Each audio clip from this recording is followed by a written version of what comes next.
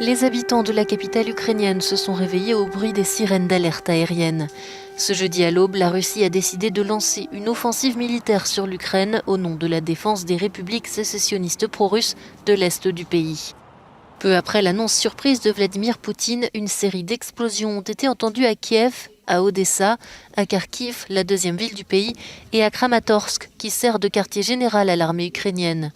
Plusieurs personnes ont choisi de fuir la capitale, comme le montrent ces images filmées à la sortie de Kiev.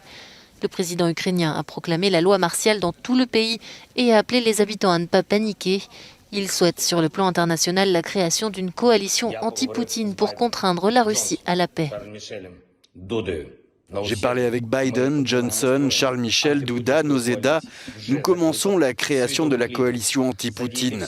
Nous avons déjà appelé les dirigeants du monde à prendre toutes les sanctions possibles contre Poutine, à déployer un soutien de défense à grande échelle. Nous devons sauver le monde démocratique.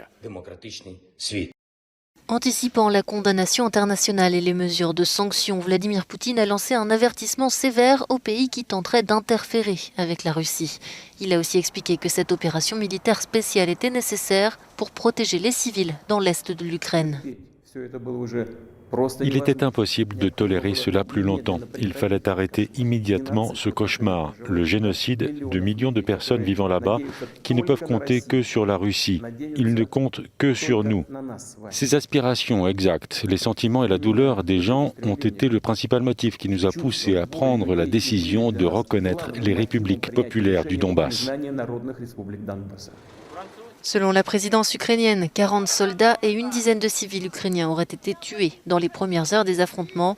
L'armée ukrainienne affirme, elle, avoir abattu 50 occupants russes et détruit plusieurs chars et avions. Le président Zelensky a déclaré avoir rompu toute relation diplomatique avec la Russie.